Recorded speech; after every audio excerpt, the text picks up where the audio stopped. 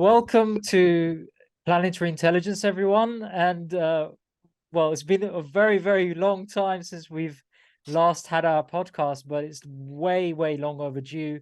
I am honored and proud to have Logan Jayson back on again for another decode, decode basically to Session, do yeah, that. decode Yeah. session, right? Yeah, for sure. And today, Yeah. since a podcast recently with Jason Brashears, and it's all been about the Quran. So I wanted to go on that theme, and I reached out to Logan, and one of the things that I wanted to cover was the mysterious hidden letters in the Quran, and who better to decode that mystery than Logan. Logan, welcome back. Thank you so much, man, for coming on here. Yeah, brother. It has been it's been a lot. What it's probably been almost a year, maybe? No, has Yeah, it been that long? It's probably has. It's been a while yeah. since we've joined forces. So I'm dude, I always love sharing space with you and your mindset. And we had a good time the last time. And since we're improvising this again, this is gonna be fun. So For sure, man. Looking forward to it. So should we, without any further ado, should we just get right into it and start yeah, get right into it covering? because I mean, look, I'll let you go ahead. You take off I'll with it, do an bro. introduction to the mysterious letters, so all our listeners can kind of familiarize themselves with what it's all about. Yeah. So the mysterious letters of the Quran are just unique letters that are spread out and scattered throughout the chapters in the Quran, and usually they're presented as joined letters, but they are pronounced individually. So, for example, in Surah 2, chapter 2, verse 1, and it always is in verse 1 as well in each chapter. So you'll have Alif Lam Mim, but it will be written ALM, Alm. But everybody knows that these are the mysterious letters. Nobody knows their meanings, where they come from, and supposedly the Muslims believe that only the Prophet Muhammad knew their true meanings, and it will remain a mystery. But that Not to me is anymore. a bit, it's sort of retarded way of thinking. Why put it in there? Why would God, this Allah, put Yeah. um, these letters in there to begin with if they're not there to be decoded? And to Yeah. this day, nobody has really decoded the mysterious letters and their meanings. But Jason, should we do this? Should we get into For uh sure, man. We okay. already sent you an email, right? With a Yep, like a head start. I don't remember exactly what I wrote. I don't have it in front of me because I wanted to improv all this stuff and I wanted for to just sure. shoot from the hip.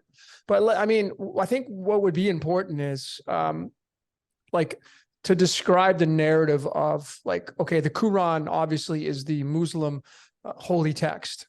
That's Yep. a no-brainer. But is this gonna would you say that this mysterious message or hidden message is probably one of the biggest highlights of the Quran itself? Well, it's one of the biggest question marks. The rest of the Quran has already been translated in many various ways by various translators, even in the English translation, even in the Spanish and French and so on. But nobody till this day has been able to, even in this Quran here. So if I was to go to verse 2, you would find that there is no what's the word? There's no explanation to the verse. All that's written next to it is ALM, and uh, just so people can see it. So here it is. If I just bring that close to the screen, there you should be able to see it. Yep. So it says Alif Lam Mim. You can see those Yep. letters there, Yep. ALM, Alif Lam Mim. There is no actual translation to those verses. We're gonna do our best to change that parameter at this point. And we're in this age now of decoding, and I'm pretty confident that we're gonna be able to break this down, and I'm gonna have to do a decode on it, straight up. But we'll do our best. But ALM, I mean, the first letter, the 12th letter, the 13th letter, that's going to give you 26. And that right there, that's tied to Yod He Vav He, because Yod He Vav He in the Hebrew numerology is 26. And, you know, Allah is 13. And the Ankh is 13 in numerology. I mean, I'm just going to straight up say, my opinion is Allah is tied to the sun. It's tied to Sirius, the Lord of Sirius anyway. And I Yeah, I was I going to just think ask you that, about Lord of Sirius, because that always fascinates me, Logan, because every time I look at the sort of Masonic and Freemasonry, you always see this sort of solar symbology. But Yep. a lot of people who've gone deep into the research actually say that it represents Sirius, all those rays, and the sort of solar-like symbology is actually not the sun, but Sirius itself. yeah. Well, I mean, it's Um, in the Quran, right? There's like two yep, scriptures in there that talk about, and it says that Allah is the Lord of Sirius. So we have to yeah, like, okay, is it Sirius itself, or is it the Lord over Sirius? The Lord of, that word of is a big marker for yep. this perhaps interpretation.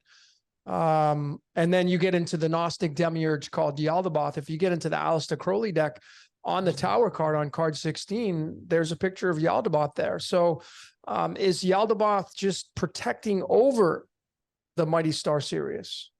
Well, that verse in itself, it says Huwa Rabbul, he is the Lord of. So That's Rab right. means Lord. Rabbul means Lord of. Yep. Not Lord over or the creator of Sirius, because that would mean something completely different, right?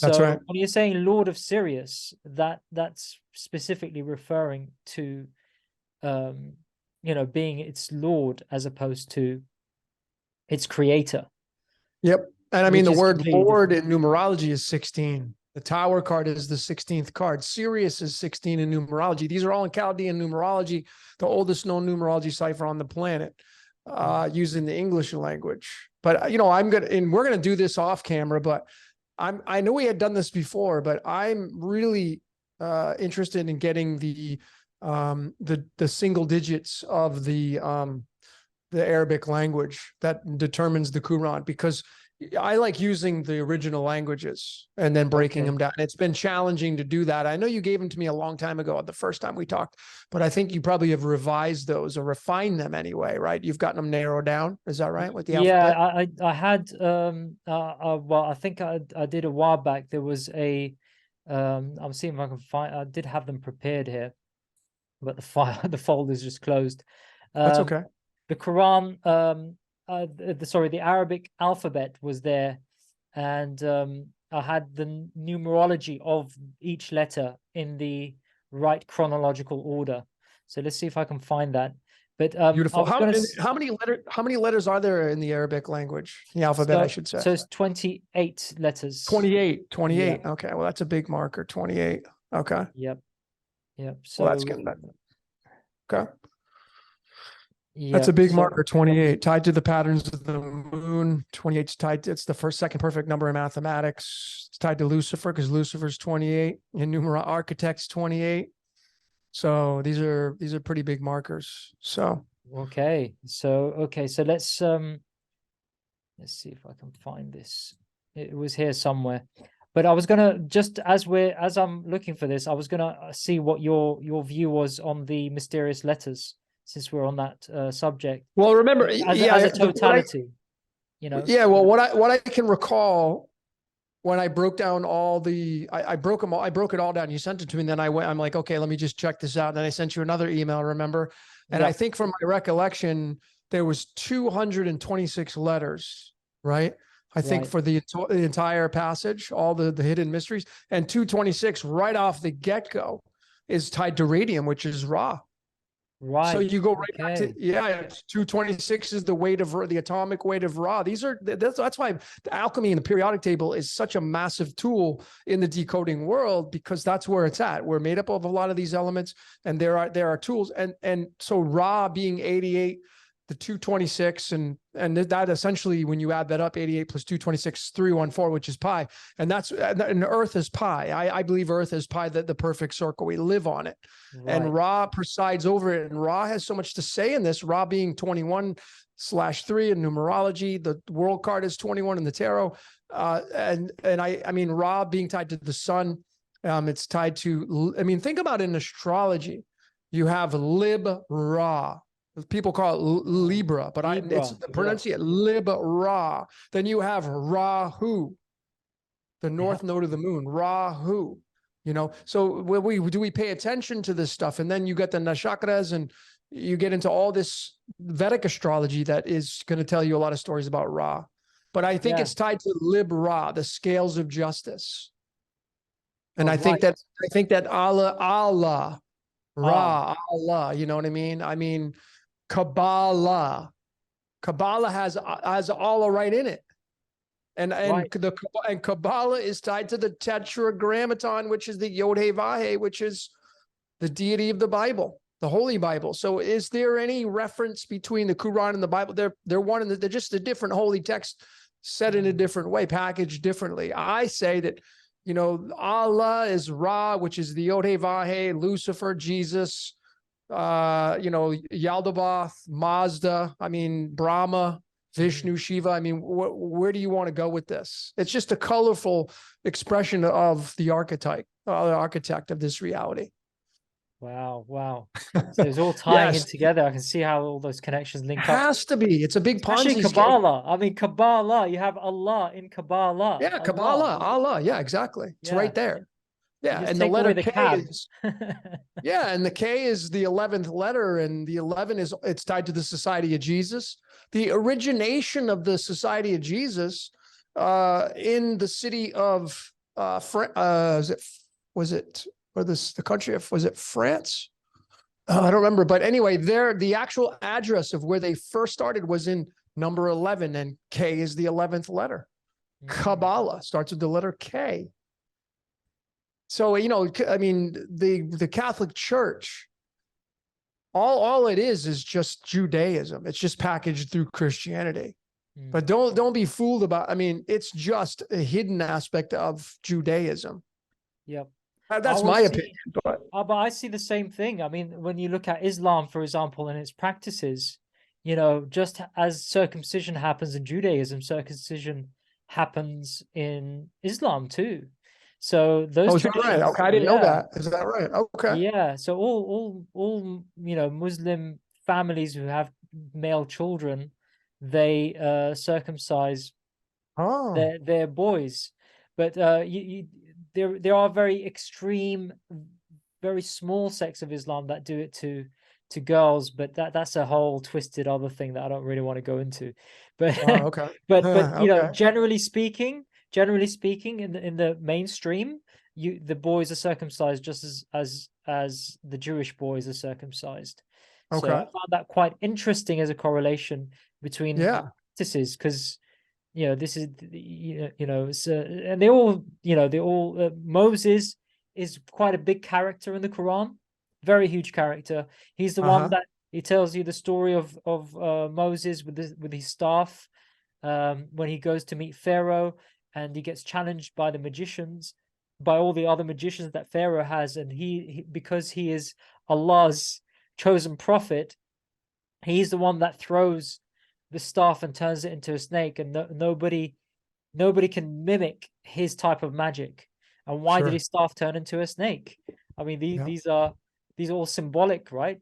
So they're astrological too, because you go back to these ages of, you know, seemingly now we're moving into or have moved into the age of Aquarius.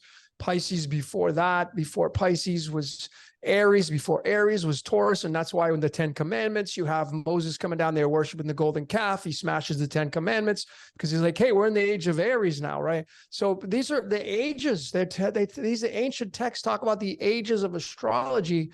And that's where it's at, really. When you look at it, that's where it's at. And we're now moving into or seemingly have moved into the age of Aquarius. And you can bring all these ancient texts in there: Quran, Bible, Upanishads. You know, it's just all moving into this new age. I opened up my actually, just so you know, I have my email I sent to you of the small breakdown that I did. So I have my notes here in front of me, and Fantastic. we were talking about the mukata. Did I pronounce that right? Yeah, muqatta'at. What is it? Muqatta'at. Mukata'at. Oh yeah, okay. Mukata'at. It okay, means broken. It means broken letters. That's what it actually means. Broken letters. Mukata'at. Okay. Yeah. All right. Yeah. It has 29 verses. Yeah. So yeah, there's 29 verses. Yeah, there's 29 verses. So yeah, what do you think, Jason? So I know you sent me the email, but just for the benefit of our audience. Yeah, I'm going to tell you. I want to say that. Yeah. Well, 29 Yaldabaoth equals 29 in its numerology, Chaldean. Right. Okay. So that's why, and you go back to, Allah is the Lord of Sirius, and Sirius is tied to the number 16 in the Tower card, and 16 is tied to the word spirit in Hebrew. The word spirit through Hebrew numerology is 16, the spirit of God, right? So it's tied to Yaldabaoth, and the Muqatta'at has 226 letters, which is radium, Ra. So these are all blended together, all tied together, and they're seemingly telling this story that all these deities and all these different names of the God it's just a Ponzi scheme. I'm saying that in a fun way too, by the way. Any of you listening here, I'm not saying, and it's not anyone's trying to screw you over or dupe you. Ponzi scheme meaning that whatever's controlling this reality owns the whole lot of it. There's no separation, which would end division. Because it's just like, I mean, are you arguing over, like, I wear Levi's, but I wear, I wear a different pair of jeans other than Levi's? Are you going to get mad at me because I chose to wear Levi's? Or I wear Nikes, but you wear Converse. So are we going to fight over that? That's how ridiculous it is. But it's religion. So people get really passionate about this. But I think we're in the age of I know thyself. There's no reason to even argue and divide anymore. We have the information here. Yep. So here, just to kind of break it down for the audience, we're talking about that the actual mysterious or broken letters in the Quran happen in 29 different chapters of the Quran. So in 29 of them, that's where you see them occur. But then you breaking them down to the individual. So like Alif Lam Mim, that happens, that occurs several times in the Quran. It's quite a big one, actually. I think it appears, what is it, like about six times? Sorry, 6 times. So can you see that? Yep. Okay. So as you can see here, we have Alif, which is 1. In the order of the Arabic alphabet. Top right, yep. Then we have Lam, which is 23, and Meme, which is 24. Okay. So if we're to add, I mean, is this what you normally do, Jason? Would you add all these up? Yeah, of course. So you're gonna get 48. Yep, that's correct. That's huge. You want to know why this is so big? Because 48 is tied to Flower of Life. Okay. Wow. Flower of Life is Kabbalah, dude. The tree of life, flower of life, 48. Flower of life in numerology is 48. This is my next presentation coming out on Kabbalah. Wow. I mean, this is the most popular letter combination in the Quran because it occurs more than once. It occurs up to 6 times, 7th with an additional letter as well in the Quran. So 7 is, you go to Libra. 7 is the sign of Libra. Wow. Flower of life. Back to Libra. Libra, right back to it. Yep. Yeah. Wow. So there you have it, man. 48 is tied to flower of life is 48. Spirit of God is 48 numerology. See, the 48, the 40, I don't have my tarot cards, but the 48 in the tarot is the Knight of Cups. And that card is, the meaning of it is looking for love, the flower of life.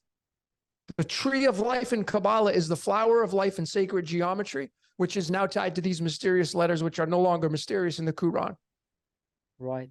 Amazing. It means looking for love. It's spirit coming down into this reality to play out its experience, its own game, and it's looking for love. It's looking to procreate. It's looking to create corporate, anything in this reality. This reality is based upon a game, which is called life, the flower of life. And the 29, the number 29, since there are 29 verses in this mukatat, 29 in alchemy is copper. And copper is tied to our DNA. And it's not only tied to our DNA, but the most abundant weight of copper, the atomic mass, is 63. And flower of life is 63. Wow. Did I say flower of life is 48? I said, no, spirit of God. 48. Yeah. The flower of life is 63. I stand corrected. Flower of life is 63. And the spirit of God is 48. Right. Let me just double check this. So I think I got a little excited here. Let me see. Where's the 48? Well, no one's really attempted to. I know there is one tree of life. Yeah. Excuse me. Tree of life is 48. Flower of life is 63. Yeah. Oh wow, so it's a tree of life. Wow. Tree of life is 48, which is tied to Kabbalah, which is tied to sacred geometry. Flower of life is 63, which is tied to the element copper and the number 29. So there you have it. So this whole this whole mukatat is, I mean, it just blends right into Kabbalah. Wow. So can we go and decipher another combination here? Of course. Let's do the next one. So the next instance is Alif Lam Sad. So if I was to share and go back to the alphanumeric order of the Arabic alphabet, so we have Alif as 1, Lam, Alif Lam 23. Yep, and Alif Lam Mim. So what do we say? So I'm just trying to remember which combination it was.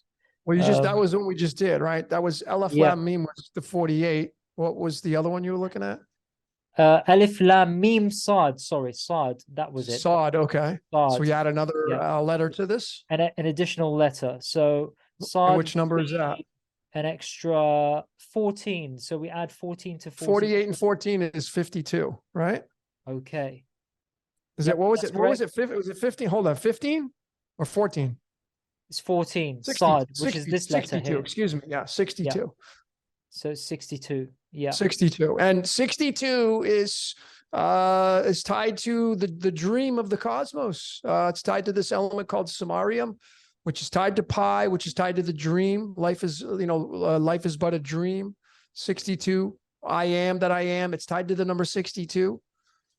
See these when you're a decoder and you're looking at numbers, I'd like you to take into consideration, those of you that are into this stuff, that these numbers, they bleed into one another.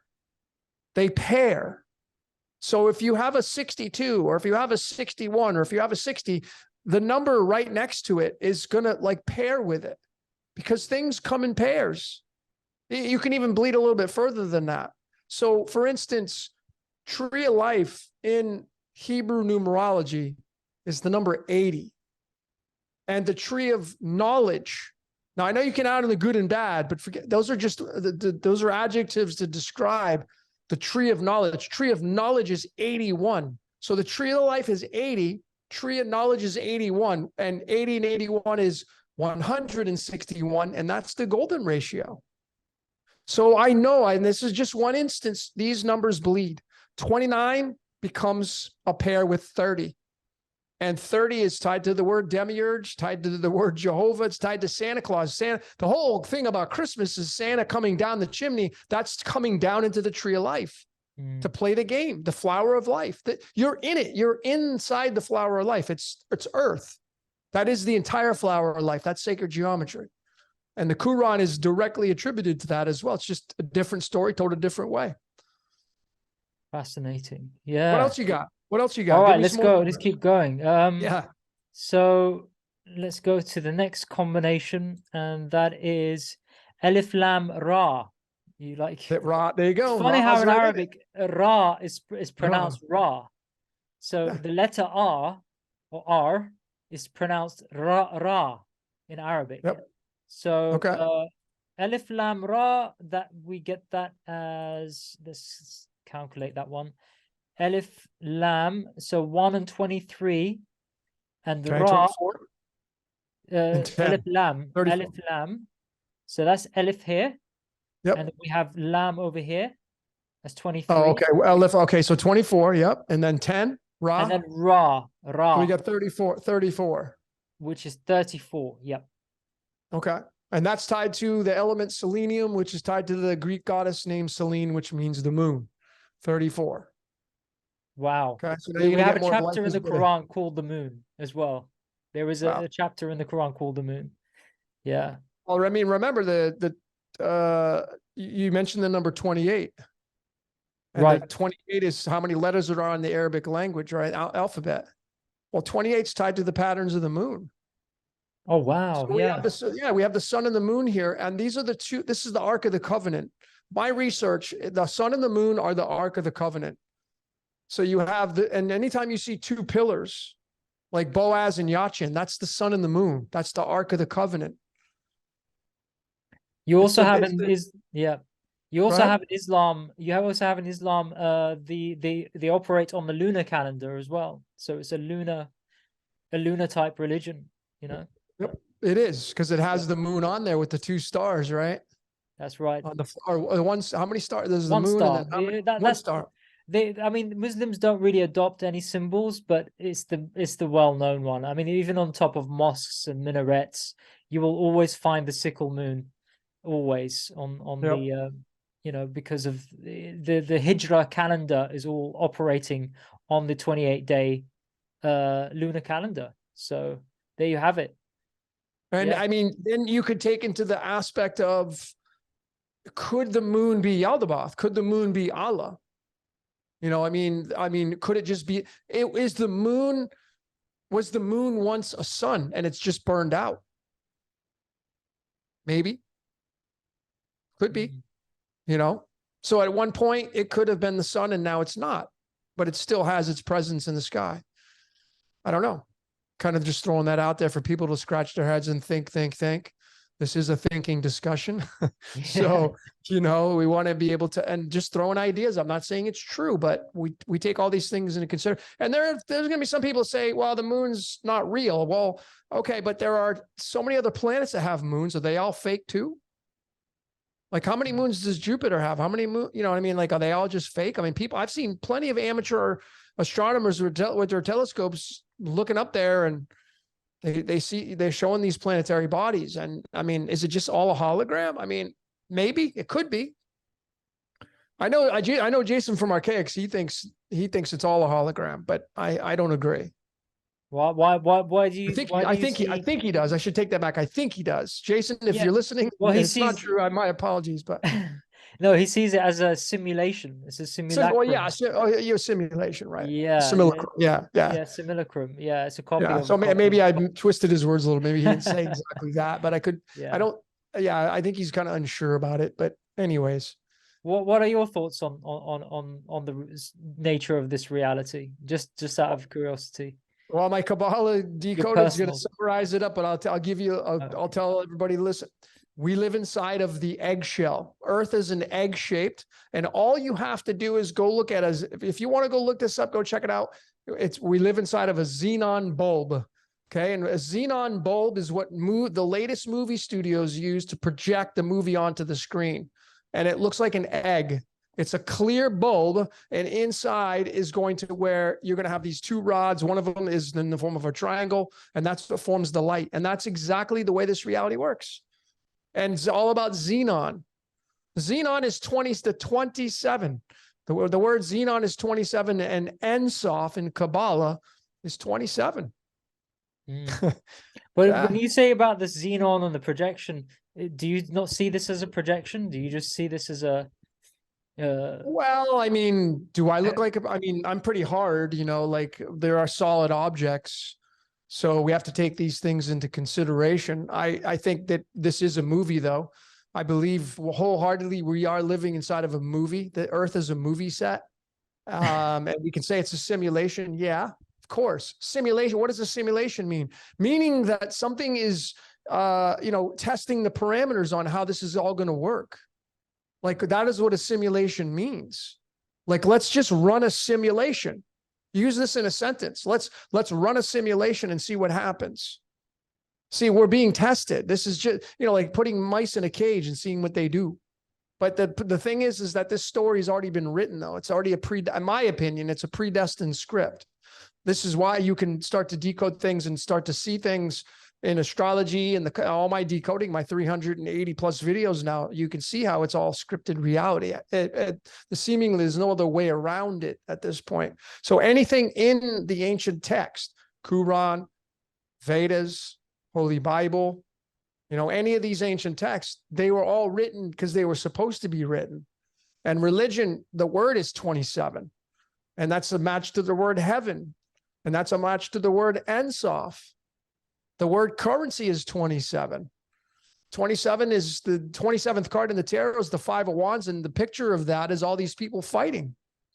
Because that's exactly what this reality is designed around. It's designed around energetic exchange. So in order to get energetic exchange, you need movement, and not just physical movement, but you need mental movement. So when somebody says, my religion is the only way and the right way, you're now going to have people that are going to say, you're crazy. What are you talking about? Your religion's like, come on, my religion, I got it figured out. I'm right and you're wrong. But see, when you can come to the higher aspect of your consciousness, you'll realize everybody is right. And that alleviates all the burden of division. Because then you don't have to go out there trying to defend your way. Because essentially, all these religions, they used to, I talked about this on my podcast. I think we talked about this last time. At one point in time, there was only one religion. Can you imagine that? Now, how many are there now? Supposedly over 10,000. I've lost count. I know, but can you imagine? I mean, even if there was just 1,000 religions, what the hell is wrong with the first one? And if you want to get, nitty gritty about it, the first one should be the most authentic. But of course, what is the very first one? Well, then you're going to go back to people saying it's this, it's the Quran, it's Christianity, it's Judaism, it's the Vedas, it's Brahma, it's Vishnu, it's Shiva. I mean, okay, which one do you want to pick? It's Mazda. Like which one, who's it going to be for you today? See, if it doesn't get you one way, it's going to get you the other way. And I say I'm saying the supernatural. Whatever's running this reality, it owns it all. It's like a women's walk-in closet. 50,000 pairs of jeans, 1 million blouses, 20,000 purses, 50,000 pairs of shoes. That's the currency of this reality. It's a walk-in closet for somebody who, like a female who has a ton of stuff in it.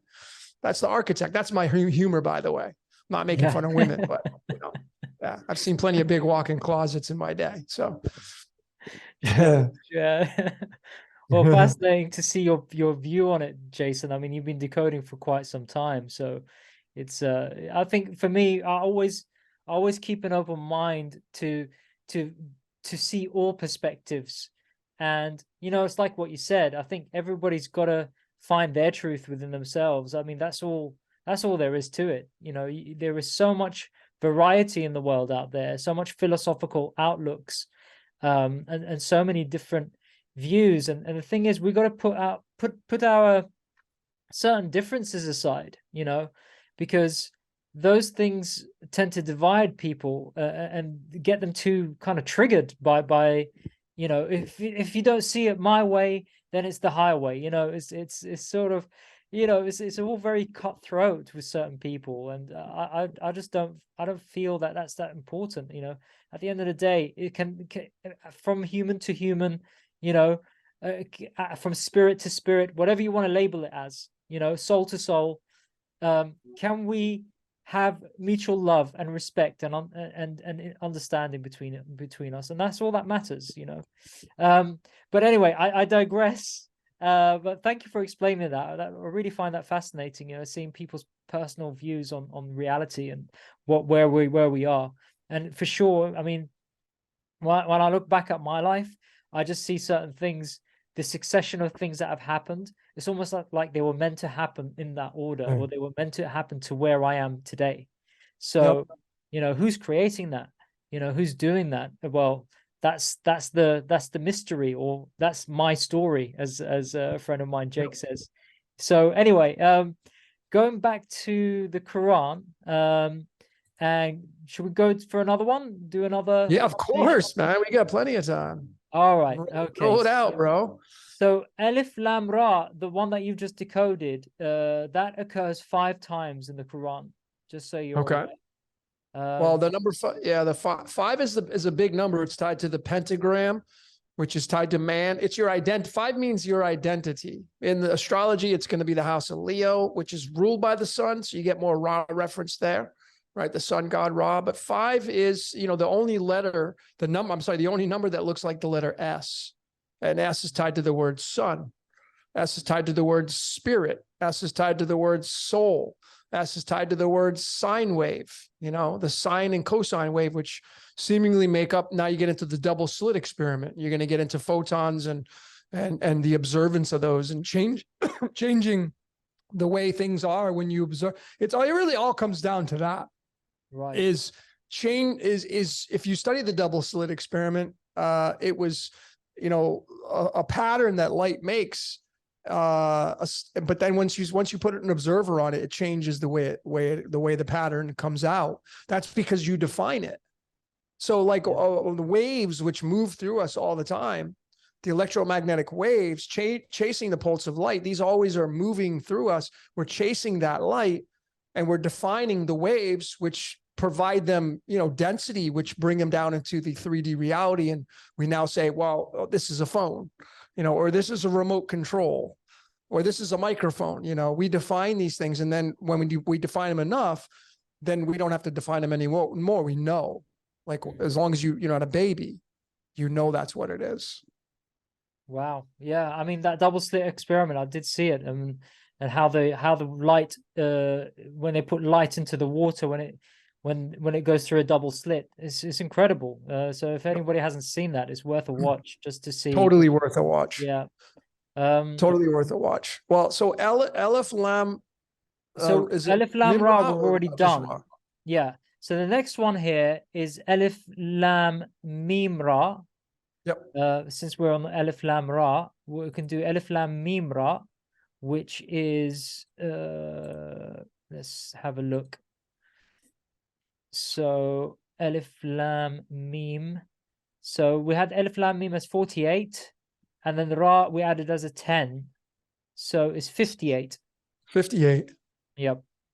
Okay. 58's tied to the word puppet master is 58. 58's tied to the element Cerium. Cerium's tied to the god Ceres, the asteroid Ceres, which is the god of agriculture. And now you get into the Shemitah, because that's exactly, now you get back where it goes right back to Judea. It's just, I'm not trying to favor Judaism here, because this is the text is the Quran here, but they're one in this. I don't see them any other way.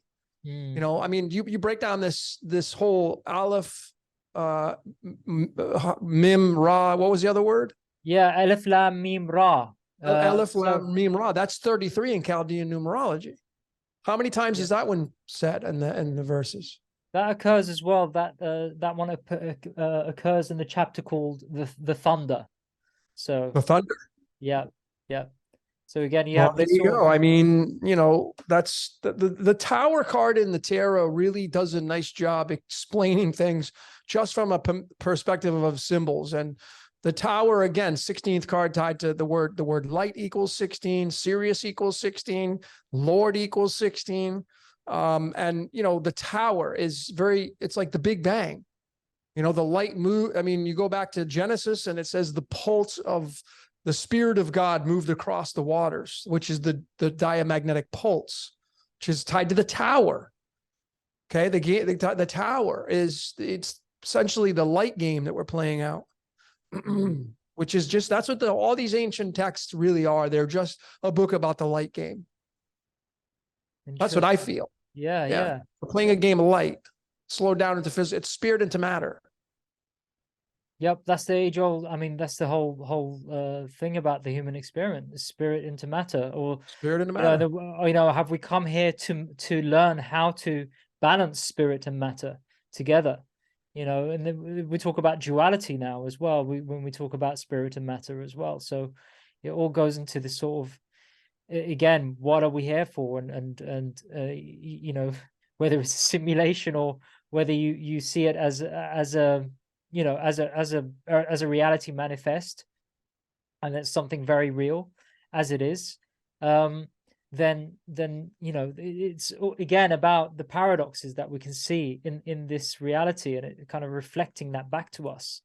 So that's why I find these decodes as well really fascinating, because when you get into the numerology of them, it really does open up you know, open up the eyes. So we had Alif Lam Ra, and the next one here is, let's have a look at it.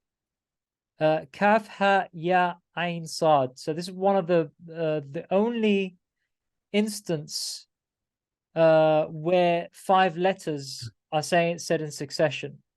So I want to see So if I it's can Surah remember. 19. It's only Surah 19, right? That is Surah, yeah, chapter Maryam. Yep, I believe that's 19. So for the listener, you may want to explain what is the Surah. Did I pronounce that right? Surah is a chapter. So Surah Chapter. is a Okay. chapter. There you go. Yeah. Okay, there you go, ladies and It's gentlemen. funny, Surah, if you actually were to say Surah in Arabic, it means image or Okay. plate. It actually doesn't mean chapter, but because in biblical references, we refer it as a chapter. So, I mean, there's one chapter where there's only 5 verses in there. So, you know, I wouldn't exactly call it a chapter, but surah in Arabic means image, which is very interesting as a use of, you know, word usage. So yeah, kaf ha ya ain sad. So I want to go into where is it? Kaf ha ya ain sad. So kaf, you have 22. Hang on, let your screen pop up. There you go. No, go ahead. Yeah. Okay, so 22. Kaf, yep. Ha, which is 22 is the bottom right, if you're yep, looking. 22 is 26, Kaf. which is this one 26 here. is on the bottom row there. Okay, so we have 48. Yep. Then we have ya, which is this one here. So which that's is 28 bottom left. So we have 48 and 28, which is 76. And then we have ain, which is this one here. Which is 18. Okay. Yep. And the last one being sad, which is 14 here. Sod. Okay. Yeah. 14. So we have a total of 108. Now, is this one important? Well, it's quite significant because, well, they're all significant because they're all part of the broken letters, but this is the only one in the whole of the Quran that has 5 letters in succession in one Right. verse. Right. So only Well, one. So that one adds up to 108. Now, I mean, you know, in Catholicism, you get 108 rotary beads. 108 is tied to the numerology of Uranus in the Greek mythology, where it originated from, which means sky, right? And of course, the planet Uranus, Ra's in the Uranus. See, Ra has so much to do in so many of these words that we use. It's insane. How many words are tied to Ra? So we go all the way back to ancient Egypt, and you know, like, is it old? Like, okay, let me throw this out there, and I don't know this, so I'm going to ask you: how old is the Quran? well, that's that's a big guess. That's a funny question, but if I was to tell you, in terms of the first, about 1200 years old. I mean, 1200. Okay. yeah. All right. Yeah. So I mean, it's pretty Islam's safe been to around for 1400, just about 1450 years, or give and take. It's been around for that long, but you know, supposedly all Muslims claim it was written at the time of Muhammad, which isn't the case. We don't have any evidence, but we find the earliest manuscripts to be about 50 to 100 years after, or even 200 years after. Nobody can really date it accurately. So, right. Yeah. Okay. Well, I mean, you know, then all these are, it's so interesting. I think Muhammad is 34, which is tied to selenium and the moon again. And Islam is all based on the moon worship, on the flag anyway. It's just a You want to know the Arabic Muhammad as well? Do you want to know? Yeah, of course. Let's do that for sure. Because I always want to get the original language. Go ahead. Let's pull that up again. So Muhammad is over here. We have Meme, which is 24. 24. And we have then Ha, which is 6. 6. And we have Meme again. Muhammad is 24 again. And Dal, which is 8. So you, so you get 62, which is going to go back to 29 in copper. 20 copper has an atomic mass of 62/63, and 62 again is going to go right back to life is but a dream, which I broke down. And if you haven't seen my Life is But a Dream Decoded, check it out. It's in there. The I am that I am is tied to the number 62, which is the mirror of the 26. Yod He Vav He is 26. 26 and 62, and you reduce them down, it gives you 88. You know, remember, Quran starts with the letter Q. The Q is the 17th letter. Yod He Vav He is 17 in the Chaldean numerology. So I see it as Allah is the Yod He Vav He. So that's my summarization, which is Yaldabaoth, which is you're going to get Lucifer, Jesus. It's all Mazda, Brahma, Vishnu, Shiva. It just always go, and Ra. I mean, you know, I had asked you how old the Quran is. You said, oh, 1400. You know, the Bible, supposedly the Holy Bible, 2000. You know, maybe I don't know. The Dead Sea Scrolls didn't come out. They weren't found in the caves till 1946, 1947. 46 is tied to our DNA. 47 is tied to the Tetragrammaton. Tetragrammaton equals 47. They were finding what kind of caves? The Qumran starts with the letter Q. Right. Yeah. Qumran, the Qumran caves. Come on. It sounds like it's Quran. a freaking no-brainer. Yeah. The Qumran and the Bible, they're one and the same. They're just a different story told in a different way. Same story told in a different way.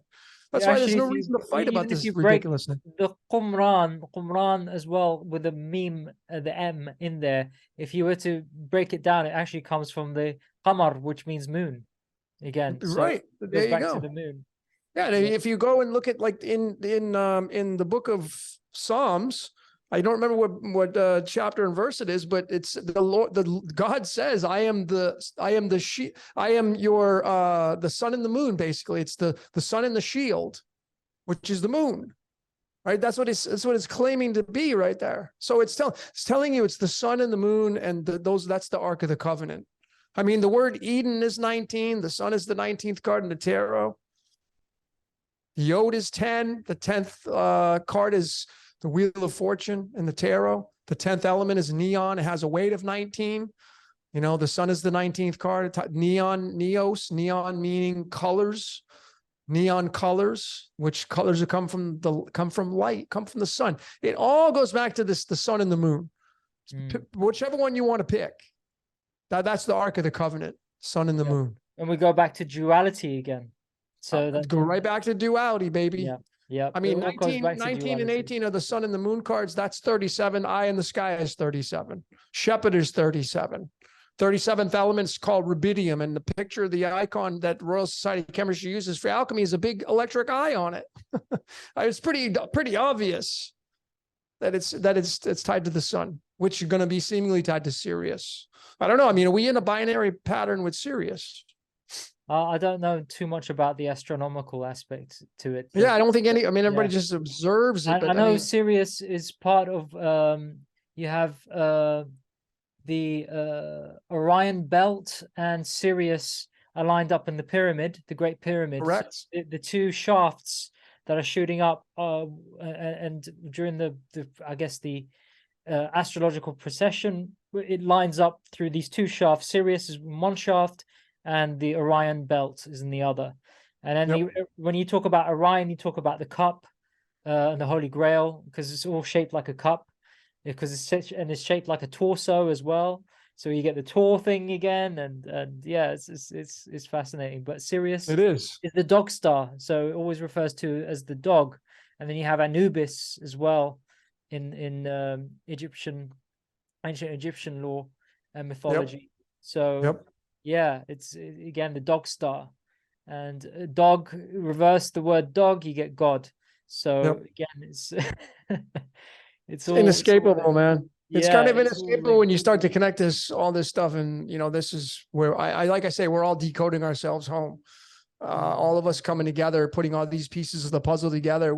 You know, the technology we have. I mean, if you compare now this age that we're in, you compare it to the Egyptian age. I mean, a lot of people say they were more advanced, but like they were freaking still using cuneiform tablets to press their letters and symbols. I mean, we're way more advanced during this age, seemingly. we've gone from, even pen and paper are more advanced than a cuneiform tablet that they were using back then. You know, we're not painting on a cave in a wall, you know, we're using, you know, in so. primitive mainstream archaeology terms, Logan, yeah, that is the case. But again, when you look at how the Great Pyramid was built, there is, for me anyway, this is just my personal opinion. You know, there is no way that a primitive race will be able to build monolithic structures like that with the accuracy to all the shafts, and so that tells me that you know, that, well, at least before the Great Flood, because we don't have any surviving technology from that time to prove and say, well, yeah, they had advanced technology, but it suggests to me that there has been advanced technology, and they would have had some form of computers. How that looked then, I don't know, but that's just my personal opinion anyway. I'm sure it looked even way better. My take on it is there were giants living back then, and that's what built these pyramids, which obviously were like bricks to them. I don't think human beings were with horse and buggy or ropes and pulleys built the pyramids. I think giants built the pyramids. That's my logical explanation of it. Yeah. Yeah. Okay. So which would have been the gods, right? It would have been the gods. Yeah. Yep, you get back to the Titans again as well. So exactly. Another, you know, was there literal Titans there? Yep. So let's get into the single letter ones. So there's about there is only 3 single letter occurrences in the Quran. So if we do the first one, which is Sad, Sad is number 14 in the alphanumeric chart. Yep. Well, I mean, it starts with the letter S, which always, to me, it's the 19th letter. 19 is tied to the, it's a battery. It's the sine wave, the sun, et cetera, et cetera. It is in Surah number 38, if I'm not mistaken. Yep. Surah number 38. That's correct. Surah number 38. And 38 is a big number because it's, from my research, is tied to the tree of life, the flower of life in the Kabbalah system. So again, they cross reference one another.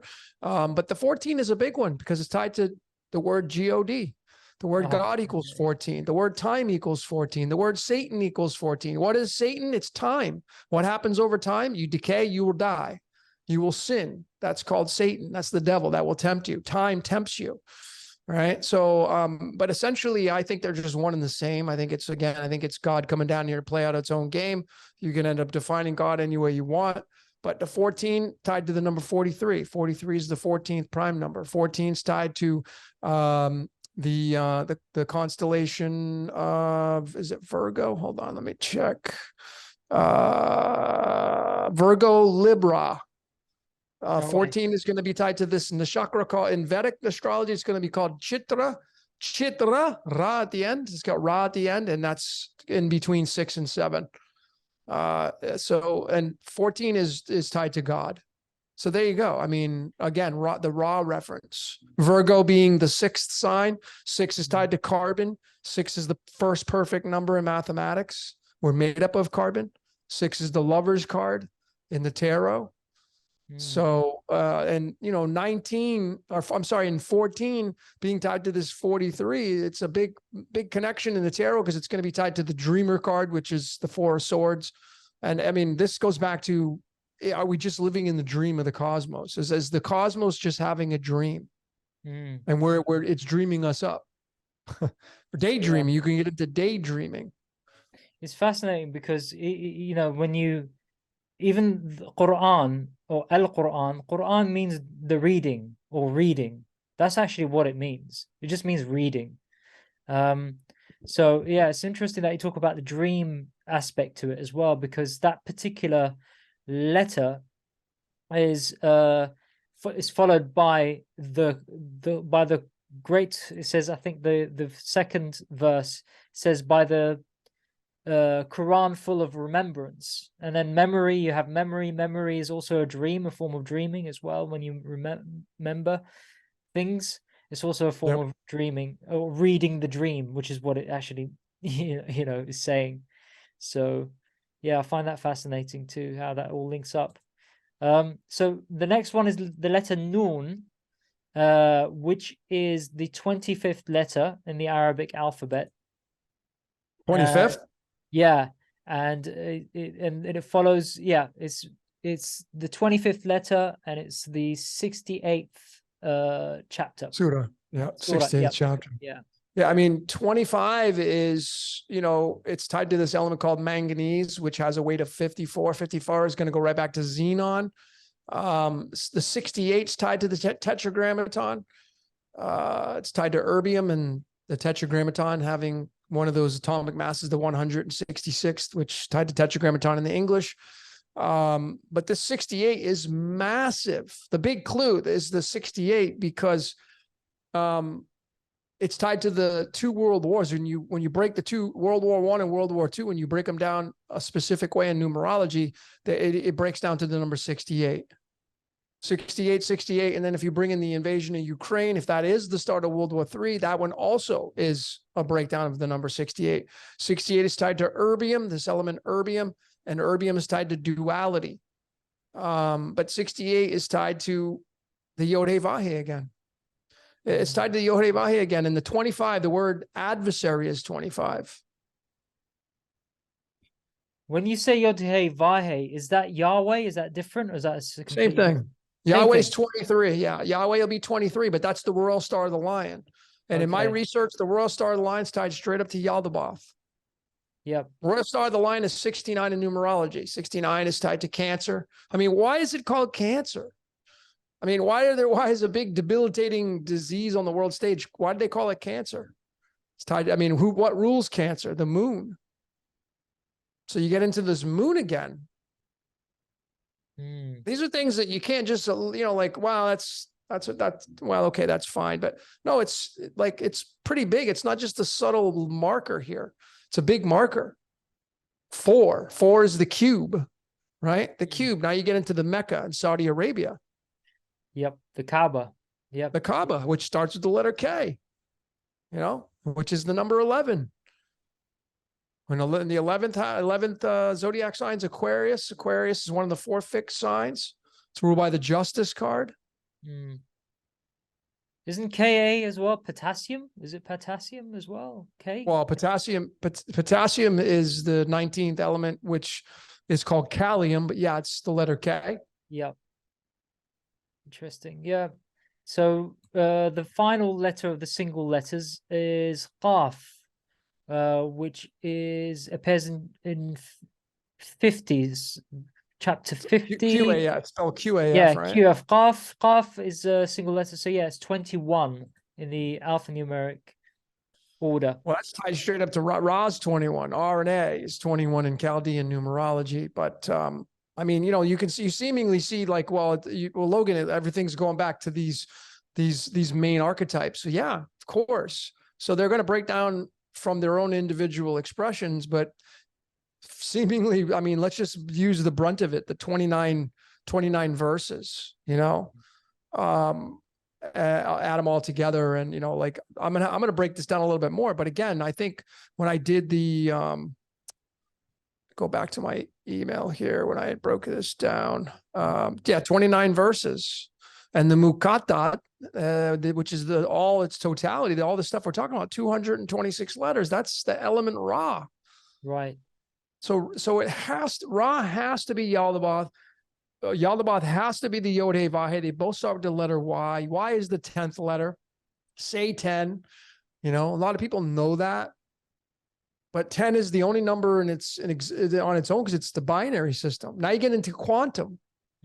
Quantum is 27. Heaven is 27. Ein Sof is 27. Is this where we're going? Are we going to go quantum during the Aquarius age? Aquarius is the 11th sign. Kabbalah starts with the letter K. The 11th, the Aquarius. It's just really interesting. And then let's bring in, more of the Holy Bible. You get the 4 Gospels, which is Matthew, Mark, Luke, and John. I'm going to tell you, in my research, Matthew is tied to Aquarius because Matthew's the tax collector. So during the Aquarian age, it's time to pay up. It's time to pay up your tax because man and tax both equal 415. They both equal 10. Both of them in numerology. Yeah, man is a tax. Yeah. You're getting taxed through your life, through the decay process of you being a human being.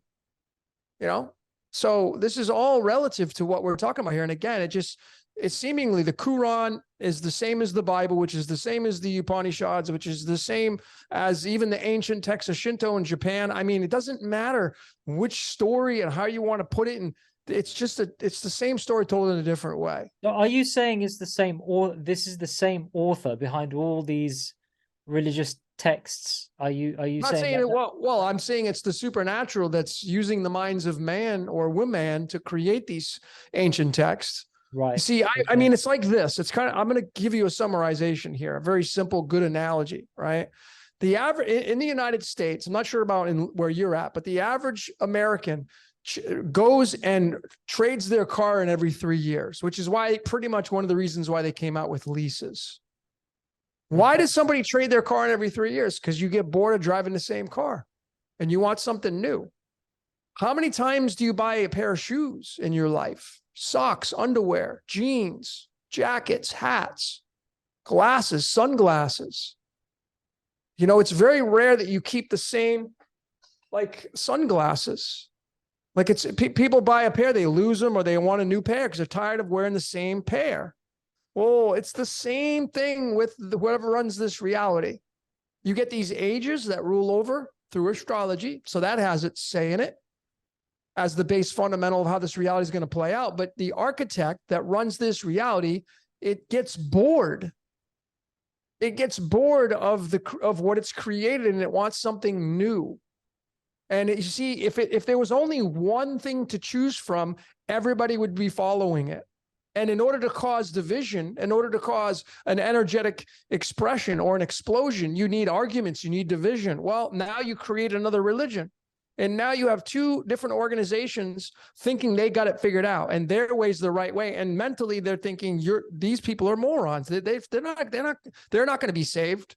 They're the losing team. That's what a lot of these people. I was one of these people a long time ago when I was following a religion. I was thinking in my mind is, like we're judging people. And that is a cause of division, which causes an emotional response, which feeds this reality, because this reality is a battery. It's a movie. The movie is derived off a light. The light's based off of a battery, anode and cathode, sun and moon, positive and negative. And that's why you have all these religions, because the architect that creates these religions, it needs you to follow it. And if it doesn't get you one way, it's going to get you another way. If you don't follow religion, oh, you like sports? Great. I'll just create all these sports. Well, I mean, soccer, the most popular sport in the world, it's got the 5 and the 6 right on it. It's got the pentagram and the hexagon, the 5 and the 6, the black and the white. That's soccer ball. The icosahedron, I think, is the truncated icosahedron, right? Is the shape of and that's the 5 and the 6. 56 is tied to the word speed of light, tied to the word lights, camera, action. It's the movie. 5 and 6 is your identity. And then 6 is you being tied to a partner. The lover's card, the Hierophant and the lovers, 56. 56 is tied to barium. Barium's all about the movie, the pulse of light. That's what this whole reality is based on. And it needs you as a player, and it needs you to give an emotional response through love and fear. So when you have like some kind of event on the world stage to shake it up a little bit, people are going to go argue, debate. They're going to get angry. They're going to fight. They're going to cause resistance. That causes emotional responses. And that is what causes wars. And you know how much energy gets delivered during wartime. I mean, all this pain and suffering, that energy goes somewhere. Right? So this religion war is, isn't it? It's a huge harvest. It's all hard. And harvesting happens every second of every moment of time. Constantly being harvested. And the Greeks called it ambrosia, which is food for the gods. I mean, this is nothing new that I'm saying, but I'm just kind of putting it in a different context in the way I kind of see it, and you're putting it in the way you see it. Yeah, there was even this I'm trying to remember which book I read it in, but there's this conversation between a samurai and a priest.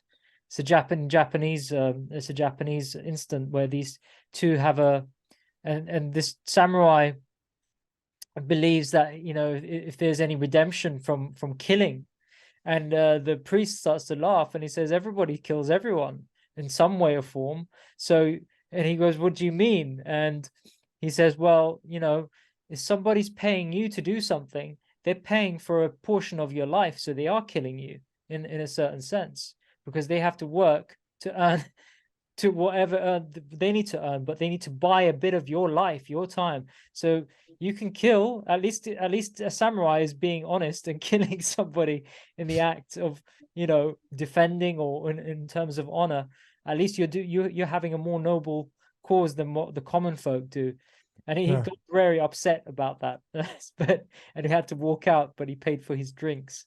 But yeah, it's one of those things, it's quite an interesting, when you bring in these sort of outlooks that people never really think about, and go, yeah, well, time is, Chronos is the devourer, right? The devourer of life. So whatever buys your time is also killing you. In one sense, you can look at it in that way, right? So That's anyway, right. I thought let's move away a bit from. I think we kind of sussed out some of the We mysterious. did.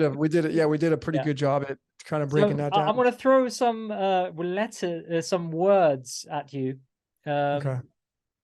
So let me know how we're doing for time, Jason, as well. Logan. So are we Either all one good? works. Logan Yep. or Jason, doesn't matter to me. Go ahead. What do you got? All right. So the word gold occurs 13 times in the Quran. Well, 13 is tied to Allah because Allah is 13. And gold is 17, which is tied to the Yod He Vahe because Yod He Vahe is 17. Interesting. Okay. So I'll do another one. So the word silver occurs 10 times in the Quran. That's 20. Silver's 20. Yeah. Which is tied to duality, which is tied to the word birthday, which is tied to the word matter, spirit into matter. Spirit is 19, tied to the sun. Matter is 20, tied to calcium and our bones. Spirit into matter. What's 10? What is number 10? Its significance? Man. The word man Man. equals 10. The word tax equals 10. So 10 equals to silver in the Quran. That's what it's Well, yeah, and remember, silver's tied to the moon. right. Okay. The right. silver, you get into the Holy Bible, you get the 30 pieces of silver. Why 30? Right. Because the Jehovah equals 30. So okay. Who's getting what here? 30 pieces of silver? 30's tied to Jehovah? I mean, Demiurge is 30, Santa Claus is 30. Santa Claus goes down the chimney, represents coming down into this game to play the game of life. Right. So the word angel occurs 95 times in the Quran. Yeah, well, 95 is tied to I am. I am is in alchemy. I am. You can spell it out on the periodic table. I is iodine. Am is americium. I am. Americium is the 95th element. So it means, and 95 is tied to the number 5. So it's going back to the identity again. The 9 and the 5. 9 is endings and completions, or the mirror. And then 5 is the middle of your dial pad. It's the busiest number, which is going to be tied to the letter S, which is going to be tied to, the sine wave. So 95. And what was the other number? 10? That was the word silver occurred 10 times. Oh, silver. Okay, silver. Yeah. So silver is, it's also tied to silver, the silver city. Silver is the most electric element on the periodic table. Wow. So duality is the most electric. And we live in an electric universe. We're seemingly the age of Aquarius. We're moving into the electrical age. So since we're on the elements, I thought I'd go on to the word earth. So the word earth, actually, let's leave that one out because it's not giving me the right results. But the word jinn is another one I thought would be quite interesting. Jinn is, as you know, is the beings that are made from the smokeless flame. So jinn or demons, some refer them as to demons. And that occurs 30 times, that word, in the Quran. Well, I mean, demon is 25. Adversary's 25. Jinn is, what is it, J-I-N or G-I-N? J-I-N-N. Oh, G-I-N-N. Well, yep. That's a 12. So that can go so many different ways. I can't really give you an outlook on that, but that's Pisces, and that's magnesium, the Magnus. But demon is a big one because it's Anytime you look at the word DED, Yep. demote, devalue, decode, and DE is 45, and that's Pandora's box. So when we decode, what we're doing is we're decoding this reality, which is Pandora's box, which is Earth. Right. That's and so demon, the demon. Well, that's why I say be the best little devil you can be, because that's exactly, you're a sinner down here in Pandora's box. You can't help it, and you're living out a predestined script. I'm not saying that gives you the excuse to go be an asshole and just be not a nice person. No, on the contrary, it should give you the power to say, well, okay, and then through free will, if you believe you have that, free will's 33. If you believe you have free will, well, then like, are you going and checking off the box, making sure you're becoming an angel? Angel 17. 17 is the 7th prime number, the 7 chakras. It's the star card in the tarot. We're all stars down here in this reality. That's angel, the angel. Are you going to be the star in your own movie? You're going to be, I'd say if you're going to be an extra, well, I mean, now you may be being a demon, more demon-like, if you're just an extra. A lot of people, most people are just extras in this movie. They're not interested in being a star. So the word sky occurs 62 times in the Quran. How many times? 62? 62, sky. The word yeah, well, sky. 62 is life is but a dream. So that makes a lot of sense. Interesting how it's referring to that. So the word star occurs 58 times in the Quran. Okay. Well, I mean, that's 10, and that's man. So we're the star in the movie. Star is 10, man is 10. Huh? And the pentagram as well. Absolutely, the pentagram. Yeah. And pentagram is 33, if I'm not mistaken. Yeah, pentagram is 33. So it's all linked, isn't it? It's all linked. It's all linked, man. It's all linked. And you know, there are on the soccer ball, there are is it 12 pentagrams and 20? Yeah, 12 pentagrams. I think it's 12. So 12 is the hangman. So your identity, you come down here to play the game, you're now the hangman. You're now a fish. Right. Fish is 17, gold is 17. The star card's the 17th card. You know, we're all goldfish down here. Fish, that's why Jesus was a fisher of men. The two fish of Pisces is the two hemispheres of your brain.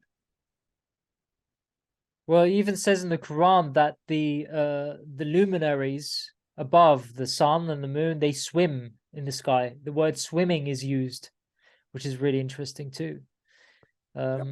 So the next one I have for you, Logan, is sun. It occurs 38 times. SUMM? Sun, as in the sun, the sunlight. Oh, sun, yeah. Well, yeah. Sun is 14. So God is 14.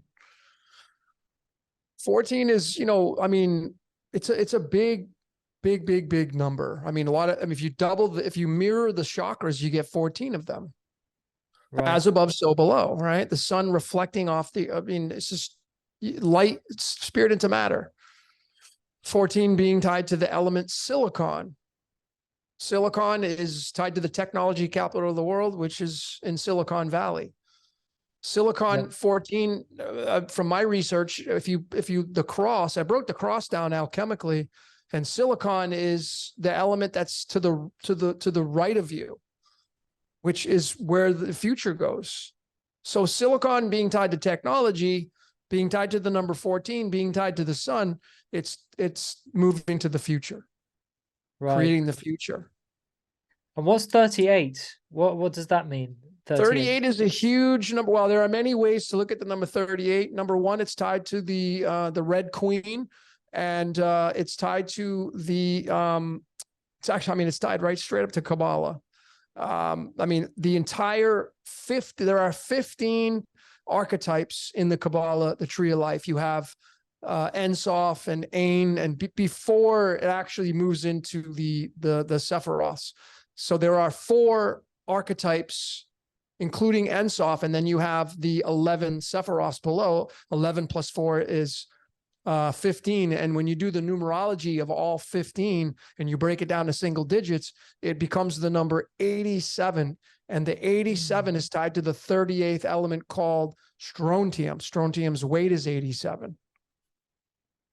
So it's really interesting because, you know, then you get into the latitude, longitude on a map. The Washington, D.C., the capital of the United States, is at 38 degrees north.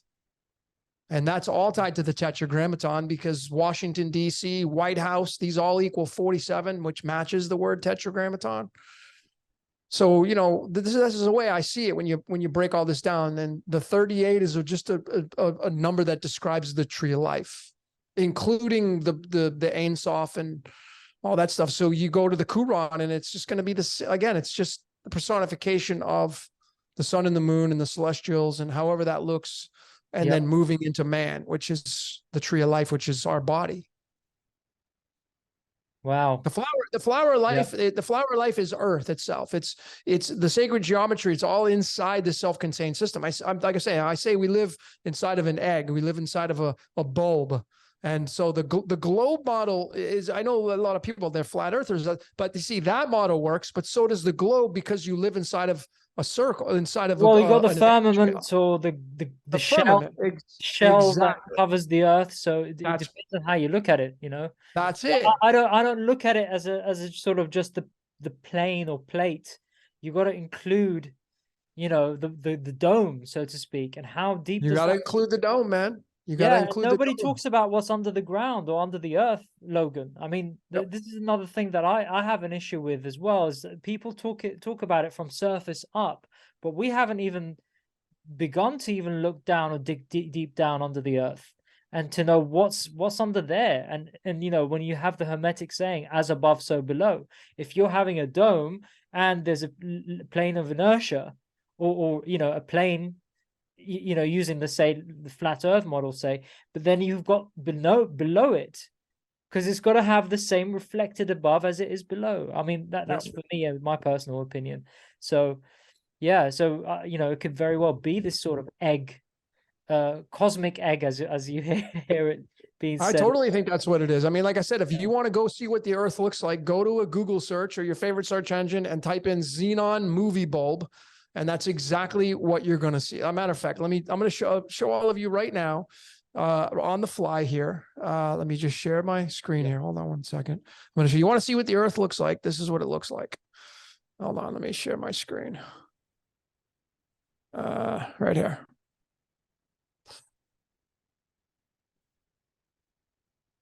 This is exactly what Earth looks like right there. There it is on its side.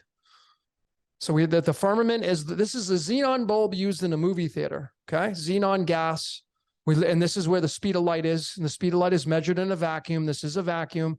And you can see that the point here, the triangle here, is pointing down. And then you have the plane of inertia would be here in the middle, and the light is right there, and it reflects off the glass, and it creates the picture. This is Earth right here. It's just in a movie theater bulb, but this is my belief. This is what it is. It comes down to xenon, straight up tied to Ein Sof. It's tied to the voice in your head, et cetera, et cetera. Like the little voice in your head that's talking, that runs you. Well, it's tied to xenon, the stranger in your head. When you go to the periodic table and you look at the element xenon right here. There's the lightning bolt, the flash of creation. And look at what it comes from. The Greek word, it means stranger, the stranger in your head. 54. Yeah, it's xenon, and it starts with the letter X. Comes from the word xenos in the Greek. I mean, look at the melting point, 111. That's tied to the sun. The magic square of the sun is all multiples of 111. 161 Kelvin, that's the golden ratio. It's pretty simple to see once you start breaking this stuff down. Wow. Yeah. Just even seeing the two different contraptions within the bulb, you also have that duality thing going on, because that's it, you man. need those two things to create the image.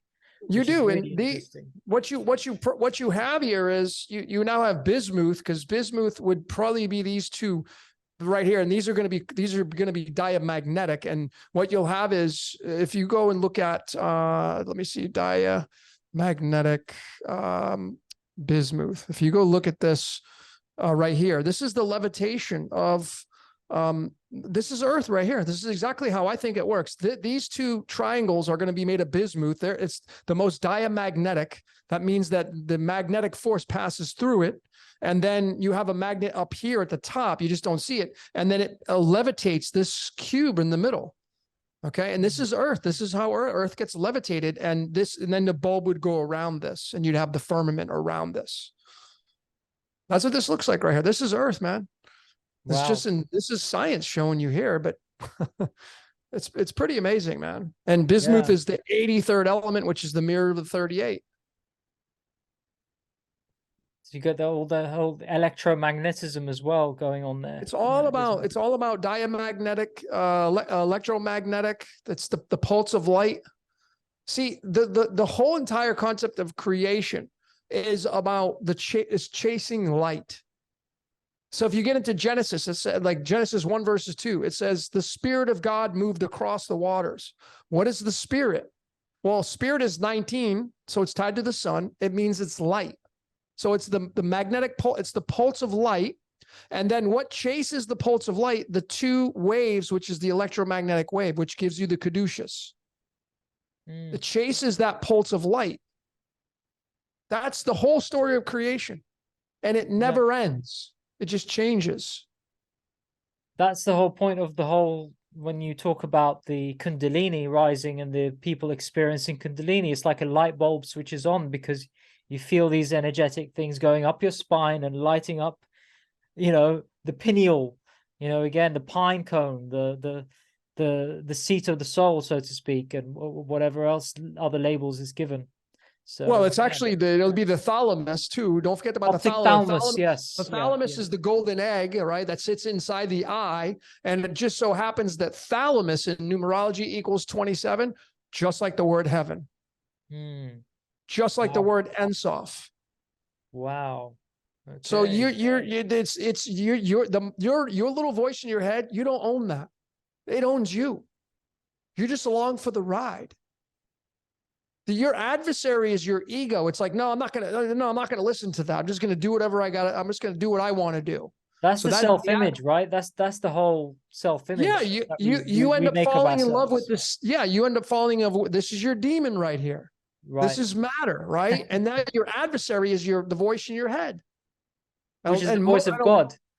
Yeah, of course, it's the voice of God, right? So that's what runs. And even in Genesis 6 verses 3, it says that my spirit will not reside in man forever. It'll only be 120 years. It says my spirit, not yours. My spirit will not reside in man forever. It's not made to, it's only designed to live, because this right here is only designed for a certain period of time. Just like the cells in your body, they're not designed to live forever. They're committing suicide. It's called apoptosis. They self-suicide, which create energy, how do you think ATP gets created, which is the energetic expression of cells? Well, this body is a battery. We are batteries. And this is the so below battery. And we're little mini cells in a bigger battery, which is just what I showed you in that xenon bulb. We feed it to create the movie, the energy, like you and me, our voice, we're all, and it's, I say to people, when I do readings for people, I tell them, I'm like, listen, okay, for the next few hours that I'm going to do this reading for you, okay, I want you to take into consideration that you are the only thing that matters. So I'm going to get you really egoic here. Like I'm going to really say, and I'm going to say this to you, Ahmed, and anybody listening, you are the star of this movie. Once you go, that's it. There's no more movie. Now you're going to say, well, of course there's going to be, life's going to go on. Yes. But you see, you won't know what that is all about because you're done. You're history. Yeah. So this Ahmed is only going to happen once. That's it, man. That's so it. Like when you look at your movie, who is the stars of your movie? Who is the cast? It's your brother, your sister, your mother, your father, your partners, anybody you've been intimate with. This is your entourage. This is your cast. And anybody that's way outside of that, those are extras. So when you turn on the mainstream, you turn on these news stations, those people are not stars in your movie, only if you allow them to. And most people do. Most people are not creating, they're just complaining. You got to stop complaining, folks. You got to start creating. Turn off the mainstream. That's all just dirty laundry designed to suck you. They need your energy. So the whole age of Aquarius, you're either going to continue to you're either continue to get siphoned And you're going to give your energy, your precious energy, God, your precious energy. You're either going to give it away like you've been doing, or you're going to take your power back and you're going to be a creator. And that's the name of the game is what are you going to create? If you, and what does your life look like? Like, I would imagine everybody here is they want to create a utopia.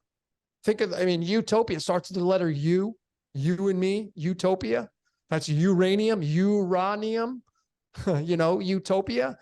So most people here, they incarnated to create a utopia, but there are people that didn't incarnate to create a utopia. They incarnated to create a dystopia, yin yang. You can't have everybody incarnating to create a utopia. It wouldn't work.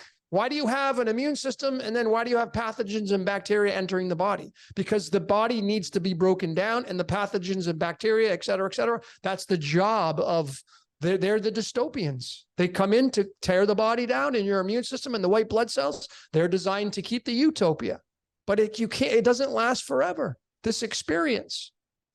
We're not designed to live forever. I don't know. I mean, I know the Bible says, the Holy Bible says that you're going to live forever, but I just think that's a digital paradise. If you ask me, you're going to go into the quantum realm. Quantum's 27, heaven's 27.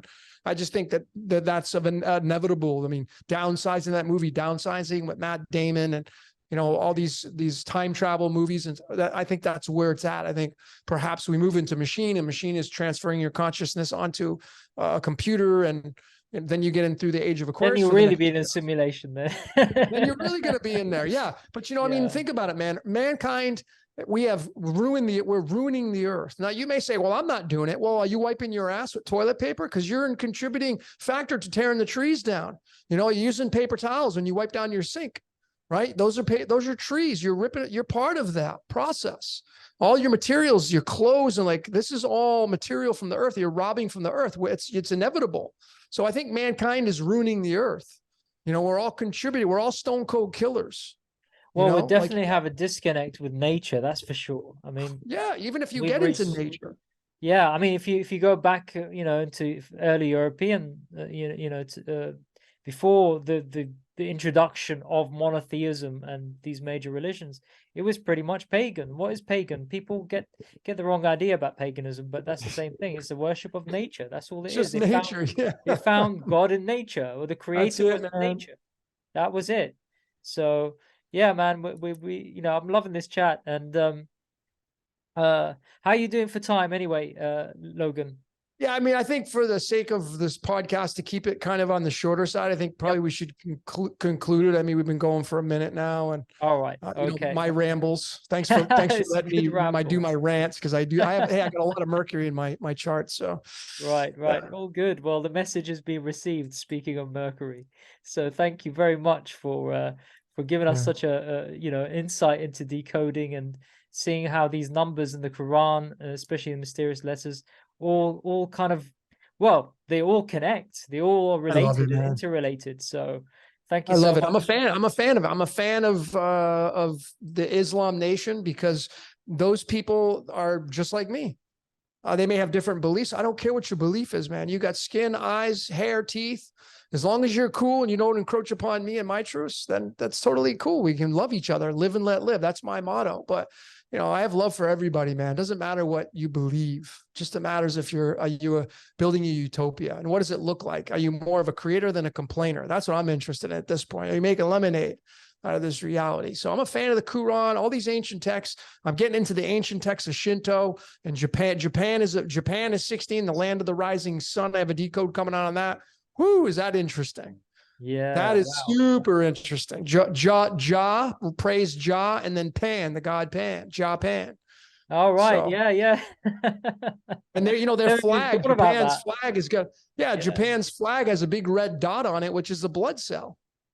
Wow. They're going to tell you it's the sun, but the as above, but the so below is us. It's our blood, the big white. Yeah, and the blood contains plasma. Plasma as well. Plasma is light. Absolutely. Yep. Wow, I'm looking forward to that, Logan. That's something that I'll be watching out for eagerly. And your video, as well as you said with Kabbalah as well, you're going to be doing that. Kabbalah is my next one. Yeah, I'm going to probably shoot that tonight. I have it all ready to go. Amazing. Yeah. It's going to be one of the biggest decodes. I got a lot of work into this one, but again, I mean, the head start is it's the same thing as the Quran, as the Bible, as the ancient text of Shinto, as the Upanishads, the Egyptian Book of the Dead. Same story told in a different way. And that's how we can all be friends now. See, we can all be friends now, folks. Because now it doesn't matter what your truth is. Just you do you. I'm going to do me. Ahmed, you do you. And we can get social and have fun and celebrate life instead of bitching and complaining about it, trying to figure out who's right and who's wrong. Thank you very much, Logan. Well, life is too short in this body anyway. So yeah, quit complaining and start creating. Thank you very much. Creating, yep. Be a creator, not a complainer. Yep. Amen, ramen. There you Thank go, you, brother. man. Yeah, Thank man. you. Yeah, Well, of course. till next time. Well, let's do this again. I would love to do this again. So for sure, yeah. We'll dive into a little bit more deeper layers. I think I got to put some more time into these mysterious letters. Yeah, for sure. I would like to get a bit more structure on it as well for you to see what to have a bit of a breakdown and maybe give a more kind of succinct presentation. But I think we shot from the hip quite well today, and for sure. You know, I hope you viewers enjoyed it, and yeah, till next time. Thank you very much, Logan. It's been an honor. Till next time, brother. Thank you. Amen. All the best.